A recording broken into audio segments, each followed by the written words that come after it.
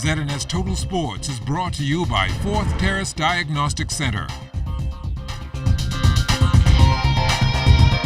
Good evening, Bahamas. I'm Kelsey Johnson. Welcome to Sports Friday. You don't have to worry if you missed any of the regattas this year. Your favorite sloop will still hoist sail in the best of the best regatta.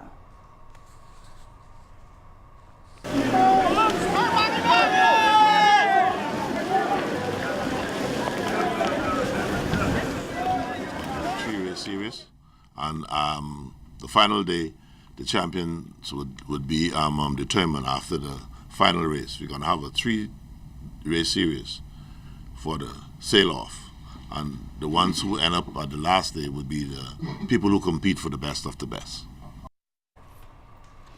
The Bamboo Shack Sidewalks and the Police Crime Stoppers playing in Game 2 of the Bahamas Government Departmental Basketball Association's Best of 5 Championship tonight at the AF Adley Gym. The Sidewalks lead the series 1-0 after a 106-100 Game 1 win on Wednesday.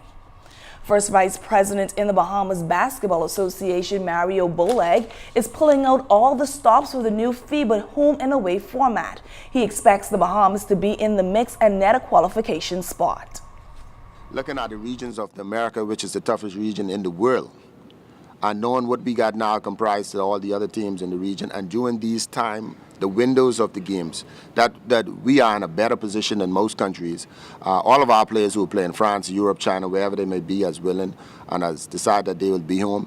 The Buddy Heels and the Tum Tum Nan and those guys will be playing in June and July, and they promise me, unless they are in the NBA Finals, they will be home because they, just like me, the minister, and Mr. Charles Robbins, the president, believe that if we take this opportunity now and get these guys on one floor, the Olympic will be, the Bahamas will be playing, I can guarantee you, in 2020 Olympics.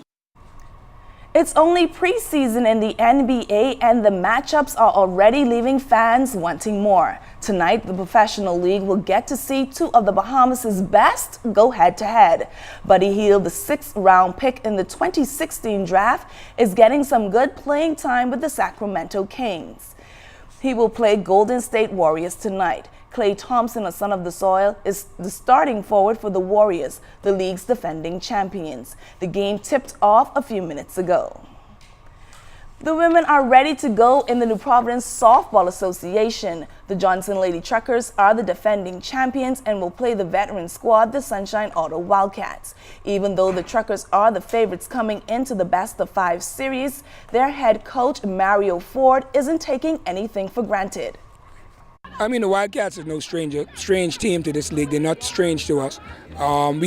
We beat them 4 times out of 5, but that doesn't speak volume now.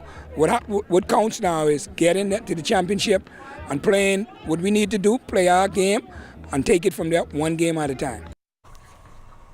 Burkett Dorset and Godfrey Gully Burnside were inducted into the International Softball Hall of Fame on Thursday.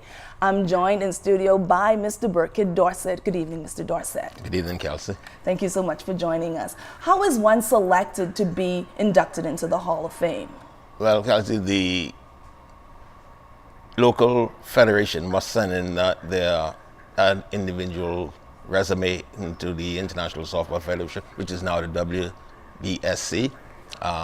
You must retire. There are 4 categories, really. There's administration, umpiring, scoring, and those person that goes in for meritorious service. You must retire from that particular category for a certain length of time.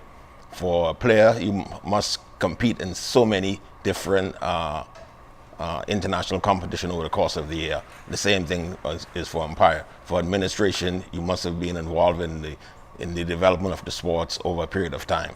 And for meritorious services, that is for those persons that assist the development of the sport locally and internationally over a period of time. As former president of the Bahamas Softball Federation, what are some of the things that you have seen achieved under your reign? We were able to establish a junior development program throughout the Bahamas.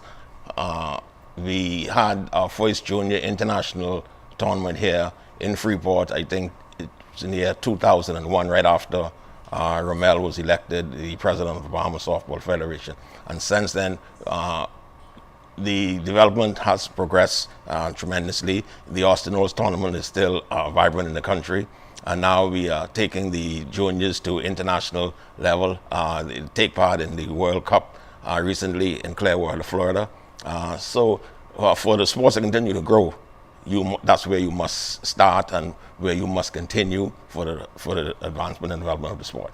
We've seen Mother Nature play a major part in this season in New Providence Softball Association.